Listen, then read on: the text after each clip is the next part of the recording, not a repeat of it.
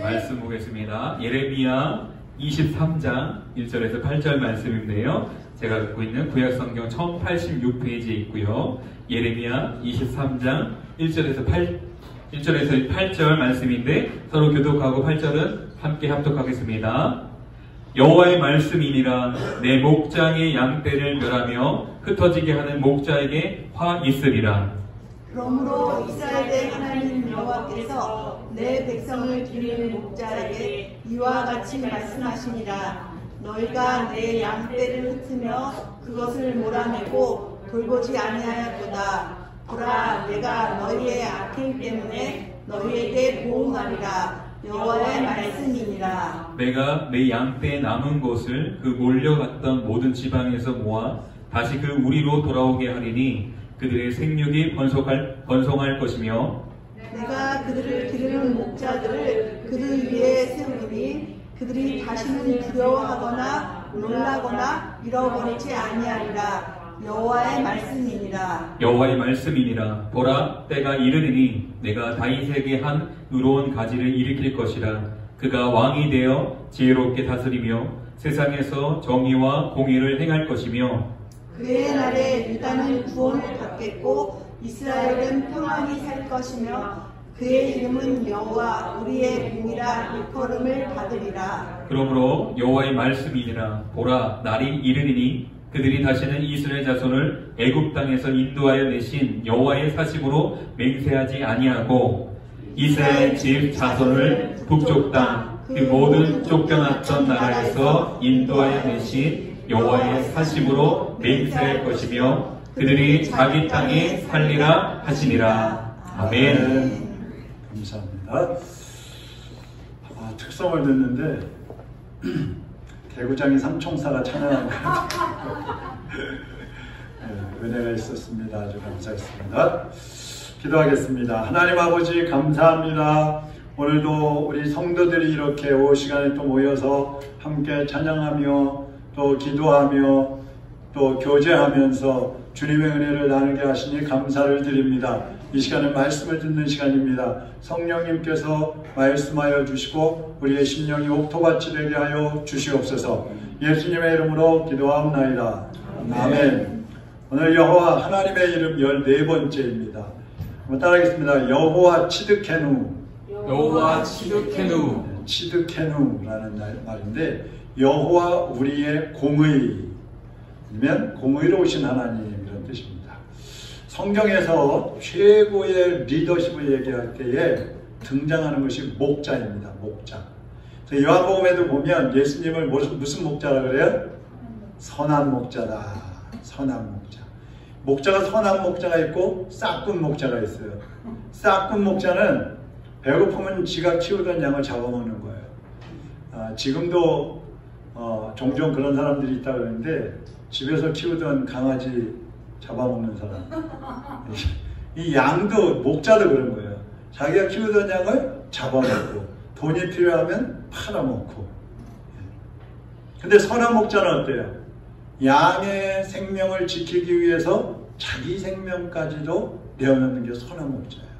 그래서 목자는 며칠씩 양들을 먹이기 위해서 며칠씩 집에도 못 들어가고 들판에서 양을 막 밤새도록 지키기도 하고 양이 우리에 들어가면 문 앞에 누워서 양이 나가지 못하도록 또 맹수들이 들어가지 못하도록 지키기도 하고 또 양이 뭐 떨어지거나 웅덩이에 빠지면 또 끌어올려서 치료해야 되고 그런 자기를 희생하면서 양들을 보호하는 것이 선한 목자입니다. 오늘날 우리나라를 비롯해서 많은 나라들이 어렵고 국민들이 힘들어하는 것은 이런 선한 목자 리더십을 가진 그런 지도자들이 없기 때문에 그래요.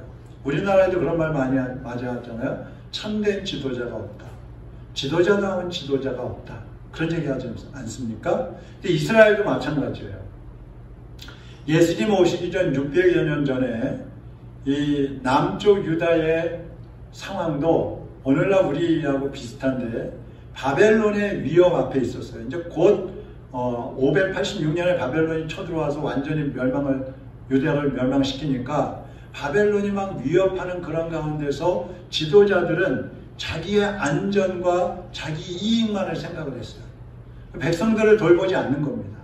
그러니까 백성들은 또 어떻게 할 수가 없으니까 이렇게 해야 되나 저렇게 해야 되나 방황하고 우상을 섬기고 어려움 속에 있는 거예요.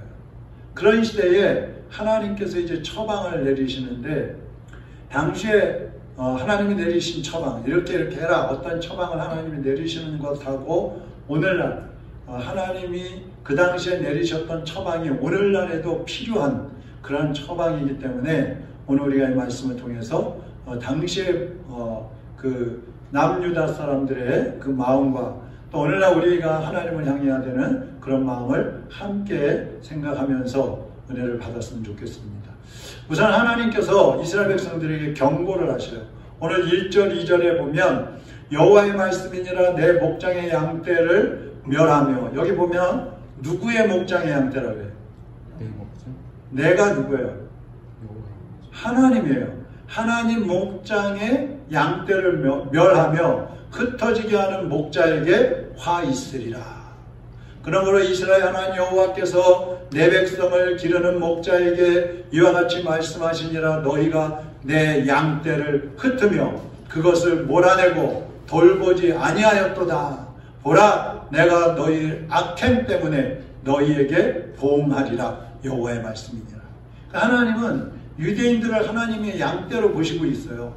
내 양이다 그러시거든요. 그러면서 하나님의 그 양떼들을 버리고 죽게 내버려 두는 이 악한 지도자들, 그들을 심판하시겠다. 그래서 첫 번째로 우리가 볼 것은 하나님은 의롭지 못한 지도자들 때문에 슬퍼하신다는 거예요. 가슴을 치고 계시다는 거예요. 5절 한번 보세요. 5절. 여호와의 말씀이니라. 보라, 때가 이르리니 내가 다윗에게 한 의로운 가지를 일으킬 것이라. 그가 왕이 되어 지혜롭게 다스리며 세상에서 정의와 공의를 행할 것이며. 자, 여기 보면 핵심 단어는 의예요. 의. 뭐라고요? 의. 그러니까 하나님은 때가 되면 의로운 한 가지를 일으켜서 정의와 공의롭게 다스리게 하신다는 거예요. 의로운 왕, 의로운 가지. 그분이 누구냐면 6절에 보면 여호와 우리의 공의, 여호와 치드케노 그런 거예요. 우리의 공의가 되시는 공의로우신 왕을 세워서 다스리게 하시겠다는 거예요. 당시에 이 이스라엘 지도자들은 양떼를 보호하고 돌보는 게 아니라 아까 말씀드린 대로 망하게 내버려 두는 거예요. 자기들의 이익을 위해서 양들을 이용해 먹는 거예요. 그러니까 양들이 어떻게 되겠어요? 항상 두려움에 떨 수밖에 없고 불안할 수밖에 없고 보호를 받지 못하니까 맹수들에게 잡혀먹는 거예요. 이 남유다의 마지막 왕이 시드기야라는 왕이에요. 시드기야. 근데 이 시드기야의 뜻이 뭐냐면 의롭다 이런 뜻이에요. 의롭다. 이름은 뭐예요? 의롭다. 근데 이 사람은 이름대로 살지 못했어요. 의로운 게 아니라 오히려 악한 왕이었어요. 악한 왕. 자, 예레미야 52장 1절 2절 같이 한번 읽어봅니다. 시작. 시드기야가 왕위에 오를 때에 나이가 21세라 예루살렘에서 11년 동안 다스리니라. 그가 여호와님의 모든 행위를 본받아 여호와 보시기에 악을 행한지라. 21살의 왕이 되어갖고 11년을 다스렸는데 이때 이제 바벨론이 쳐들어와갖고 다 잡아가 버리는 거거든요. 근데 이 사람이 그 전에 왕 여호와김을 본받아가지고 악을 행했다는 거야. 이 하나님은 지도자들의 그 악한 행실을 보시고 이 바벨론을 들어서 남쪽 유다를 치게 하시는 것입니다. 그래서 결국은 망해버리잖아요. 그리고 그들이 회개할 때 70년 후에 다시 회복을 시켜주시는 것이죠. 국민들은요, 지도자들을 뽑을 때 우리가 뭐 세우는 건 아니지만 그러나 우리가 제비를 뽑으면 하나님이 세우신다고 하셨기 때문에 제비를 뽑을 때 지금이라도 의로운 삶을 사는 사람, 조금이라도 정말 의로우려고 하는 그런 사람을 세워야 돼요. 물론 사람들은 다 자기 이익을 위주로 살아갑니다. 그렇지만 적어도 나보다 국민을 위하고 또 어떤 공동체를 위할 줄 아는 그런 지도자가 세워져야 되는 거예요. 그래야 나라가 살고 국민들에게 희망이 있는 것입니다. 이게 안 되면 지도자 한 사람이 잘못 때문에 인해서 나라 전체가 악의 구렁텅이로 빠지기도 하고요. 고통의 구렁텅으로 빠져들어가는 거예요. 잠언 14장 34절 한번 보세요. 공의는 나라를 영화롭게 하고 죄는 백성을 욕되게 하느니라. 자, 공의는 나라를 영화롭게 한다 그랬어요. 공의로운 지도자가 통치를 하면 나라가 막 올라가는 거예요. 세계 속에 막 올라가는 거예요. 네? 대한민국의 위상이 막 올라가는 거예요. 근데 죄를 가지고 있는 악한 왕이 다스리게 되면 죄는 백성을 욕되게 하느니라. 치욕스럽게 해요. 망하게 하는 거예요. 손가락질 받게 하는 거예요. 지도자가 공의로우면 나라는 점점 번성해져요. 그럼 국민들은 잘 살게 되겠죠. 근데 지도자가 불의하면 국민들이 고통을 당하는 거예요. 그래서 성도들은요, 정치인들이 공의로운 지도자가 될 수 있도록 끊임없이 중보기도를 해야 되는 겁니다. 여러분 기도하실 때 꼭 대통령과 위정자들을 위해서 기도하시기를 바랍니다. 여러분이 기도 안 하면 이 나라는 아무리 무슨 선진국 대열에 들어갔다, 경제가 세계 10위권 안에 들어갔다, 지금 다 떨어지고 있어요. 그게 아무런 소용이 없어요. 대통령 중심제다 그러면 대통령 한 사람이 잘못되거나 잘 되는 거에 따라서 나라의 운명이 좌지우지되는 거고, 왕이 다스리는 나라다 그러면 그 왕이 잘하느냐 못하느냐에 따라서 그 나라의 운명이 좌지우지되는 거예요. 예레미야는 나라가 망해가는 그런 모습을 보면서 눈물로 하나님 앞에 기도했어요. 그래서 예레미야의 별명이 뭐예요? 눈물의 선지자예요. 눈물의 선지자. 얼마나 나라와 민족을 위해서 울었는지. 사도 바울도요, 정치인들을 위해서 중보기도하라고 권면하고 있습니다. 한번 보시죠. 디모데전서 2장 1절 2절 다 같이 읽어봅니다. 시작. 그러므로 내가 첫째로 권하노니 모든 사람을 위하여 간구와 기도와 도와 감사를 하되 임금들과 높은 지위에 있는 모든 사람을 위하여 하라. 이는 우리가 모든 경건과 단정함으로 고요하고 평안한 생활을 하려 함이라. 왜 우리가 임금들과 높은 자리에 있는 사람들을 위해서 기도해야 되느냐? 그것은 우리가 모든 경건과 신앙생활 잘할 수 있어야 되기 때문에 단정함으로 고요하고 평안한 생활을 하려 함이니라. 여러분, 나라가 잘못되면 신앙생활 제대로 할 수 없어요. 북한을 한번 보세요. 다 지하에 숨어서 몇 명 되지도 않는 그런 그리스도인들이 그나마도 지하에 숨어서 신앙생활을 해야 되는 거예요. 중국, 러시아 보세요. 중국이 아무리 경제적으로 세계 2위 이런 얘기를 듣고 있고 그렇게 막 부강해지고 있지만 공산지하에 있기 때문에 신앙생활을 제대로 못하는 거예요. 그래서 우리가 나라와 민족을 위해서, 위정자들을 위해서 기도하지 않으면 우리도 그렇게 될 수 있다는 얘기예요.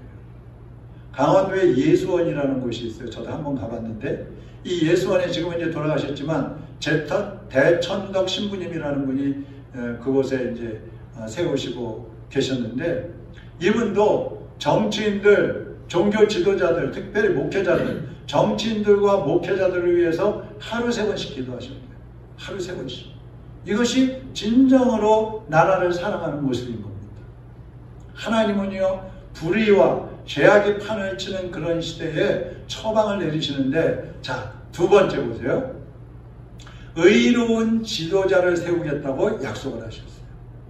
자, 그냥 너희들은 죄 짓고 있으니까 악하니까 그냥 심판받아 멸망하고 사라져버려라, 그게 아니에요. 의로운 왕을 다시 세우겠다.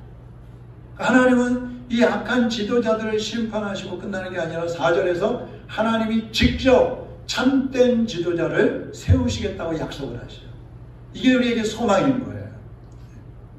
5절에 보세요. 5절에 그 지도자는 다윗의 후손에서 난다. 다윗의 후손. 그 지도자는 어떤 지도자냐? 지혜롭고 정의롭고 공의를 행하는 그런 왕이다. 이렇게 말씀을 하고 있어요. 그분이 누구예요? 그 왕의 이름이 바로 6절에서는 여호와 우리의 공의, 치두케누, 여호와 우리의 공의라는 분이고, 바로 신약에 와서는 누구라고요? 예수 그리스도인 것입니다. 할렐루야. 아무리 세상이 악하고 아무리 대통령이나 왕이나 위정자들이 잘못된 길을 갈지라도 우리가 잠시 동안 고난을 받을 수 있고 고통을 받을 수 있고 어려움을 겪을 수 있지만 장차 주님이 오셔서 그리고 지금 주님이 각 사람에게 오셔서 다시 회복의 은혜, 풍성함의 은혜를 허락해 주신다는 것입니다. 인간 왕이 악하기 때문에 하나님이 직접 왕으로 오신다. 이게 우리에게 소망인 거예요.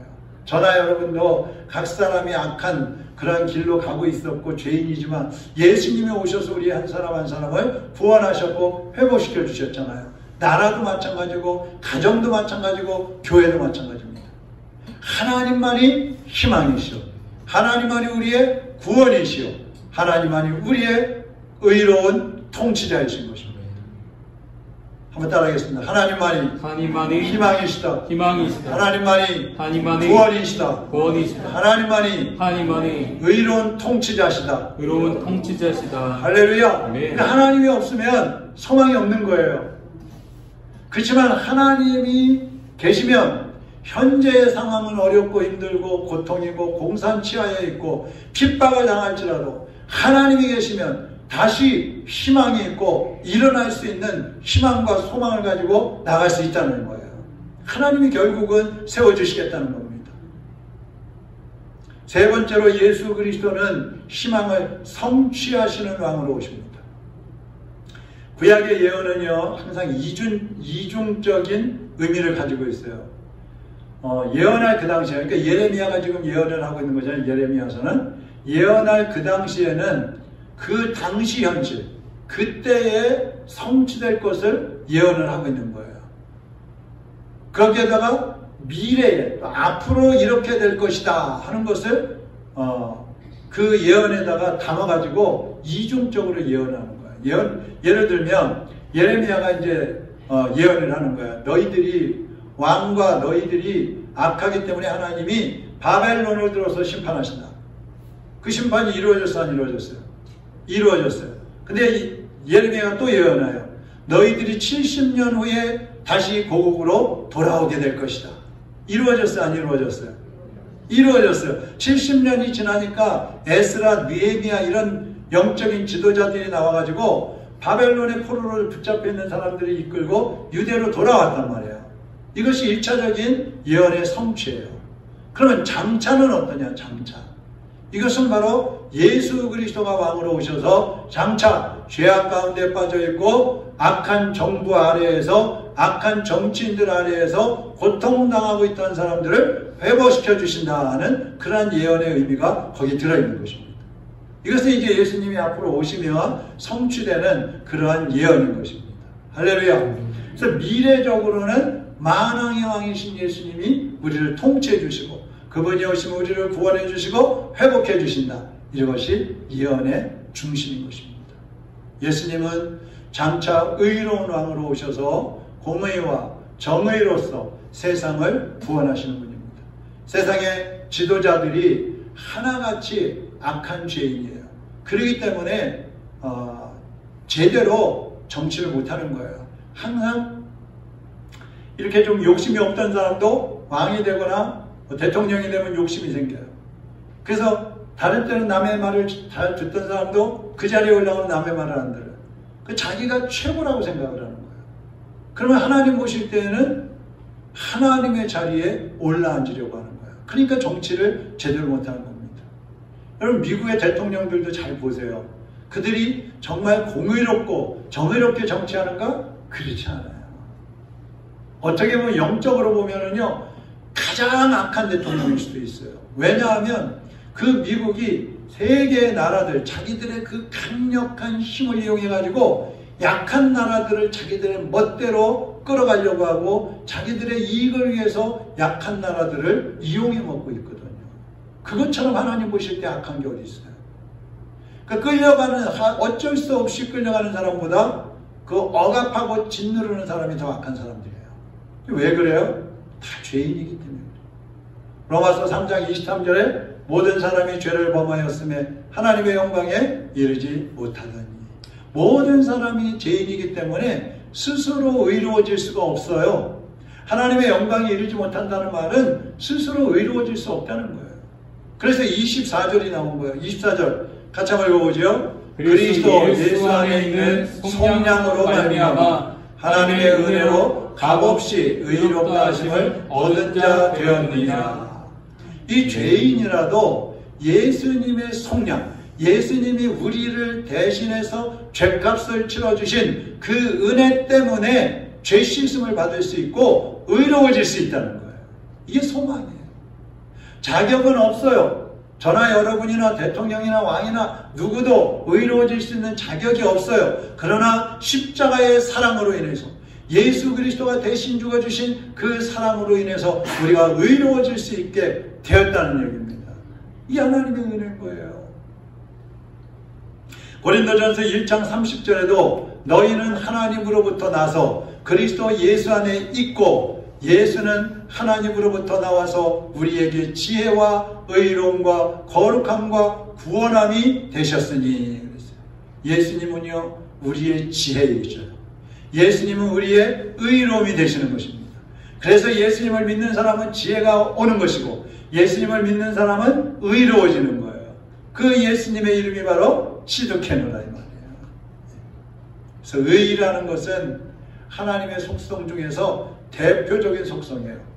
하나님 그러면 하나님은 사랑이시다 그러잖아요. 근데 사랑이 아니라 의로우신 분, 거룩하신 분이라 이 말이에요. 그럼 하나님이 거룩하신데 우리는 죄인이란 말이죠. 그 죄인이 의로우신 하나님과 교제할 수 있느냐? 만날 수 있느냐? 못하는 거예요.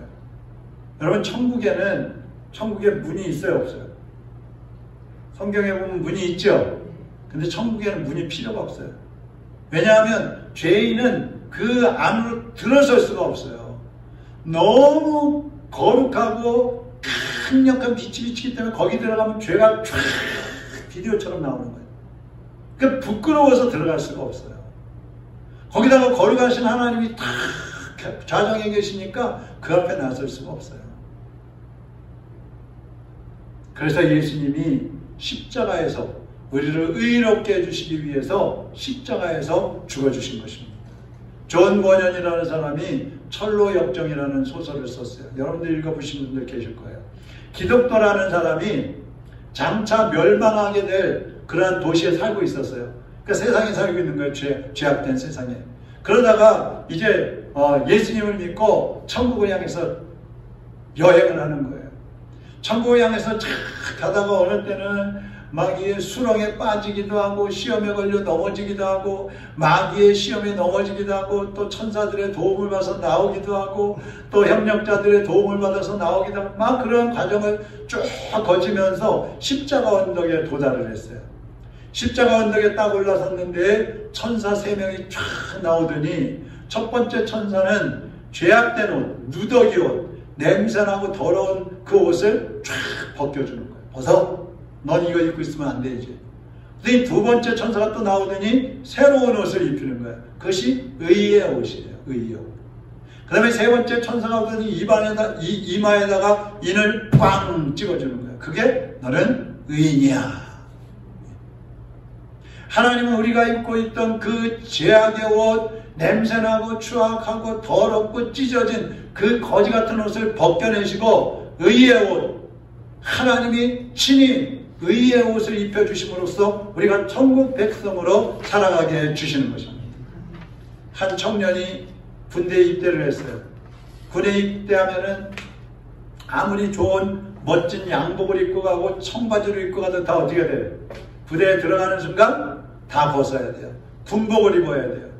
그 군복을 입는 순간부터 그 청년은 뭐 대통령의 아들이든 왕의 아들이든 아니면 어떤 사장의 아들이든 누가 됐든 간에 거기 들어가면 다 군인이에요. 군인으로 살아가는 거예요. 근데 믿음도 마찬가지예요. 우리가 예수님께 나아가면 죄인의 옷을 벗기고 의의 옷을 입히신다고 그랬잖아요. 그럼 그때부터는 이 세상에서 어떤 모습으로 살았던지 그 모습을 싹 벗어버리고 하나님 백성다운 새로운 삶을 시작해야 되는 것입니다. 하나님 그렇게 해주시는 거예요. 그래서 우리는 하나님의 은혜로 구원받고 주님 안에서 영적 배부름을 누리게 되는 것입니다. 옥스퍼드 대학의 무신론자였던 C.S. 루이스라는 교수가 있었어요. 나중에 이제 기독교인이 됐어요. 이 사람이 예수님을 믿고 나서 뭐라고 했느냐 하면 예기치 못한 황금 덩어리를 얻었다. 예수님을 마음에 영접하고 나서 예기치 못한 황금 덩어리를 얻었다. 그게 무슨 얘기예요? 이 사람은 그때부터요 그렇게 얘기를 했어요. 나는 이제 내 인생은 어떻게 되든 상관없어. 왜? 나는 예수님으로 꽉 채워져 있기 때문에. 할렐루야. 우리가 성인이라고 하는 뭐 카톨릭에서 이제 성 프란시스 그러잖아요. 이 프란시스도요 예수님을 만나고서 자기 재산 가진 거 다 내어서 형제들 이웃들에게 다 나눠줬어요. 그리고 떠나면서 이렇게 기도합니다. 나의 사랑이신 예수여, 당신은 나의 의, 나의 구원, 나의 전부이십니다. 이제 나는 당신의 아무것도 구함이 없나이다. 나는 이제 당신에게 아무것도 구하지 않습니다. 그러는 거예요. 왜요? 예수님으로 채워졌기 때문에. 할렐루야. 예수님을 제대로 만나면 예수님만 계시면 만족합니다. 예수님만 계시면 배부릅니다. 예수 그리스도만 계시면 행복합니다. 이 고백이 나오는 거예요. 할렐루야. 네.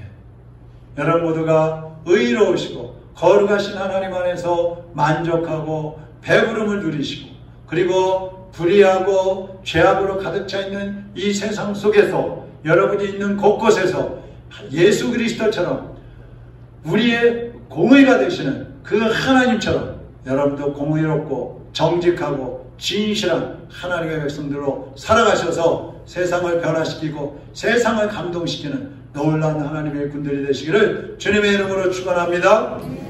하나님 아버지 감사합니다. 주님이 우리의 의가 되십니다. 거룩함이십니다. 우리의 희망이십니다. 우리의 반석이십니다. 우리의 구원이십니다. 우리의 생명이십니다. 우리의 모든 것이 되십니다. 주님, 이제 우리가 그 예수 그리스도를 마음에 모셨으므로 우리의 삶의 현장에 모셨으므로 우리는 만족하게 하여 주시옵시고 세상의 그 어떤 것에도 욕심을 부리지 않고 주 안에서 배부름을 누리며 하나님의 사람답게 공의와 정의를 행하는 하나님의 일꾼들이 되게 하여 주시옵소서. 세상이 악하고 세상이 불의할지라도 우리 성도들이 있는 곳곳에서부터 공의가 강같이 흘러넘쳐나게 하여 주시옵시고 많은 사람들 죄악에 빠져 죽어가는 영혼들을 주님 앞으로 이끌어내는 하나님의 자녀들이 되게 하여 주시옵소서. 이제는 우리 주 예수 그리스도의 은혜와 하나님 아버지의 극진하신 사랑하심과 성령님의 감화감동 위로 충만 역사하심이 공의를 행하며 정의롭게 살기를 소원하는 하나님의 자녀들 머리머리 위에 이제로부터 영원토록 함께 있을지어다. 아멘.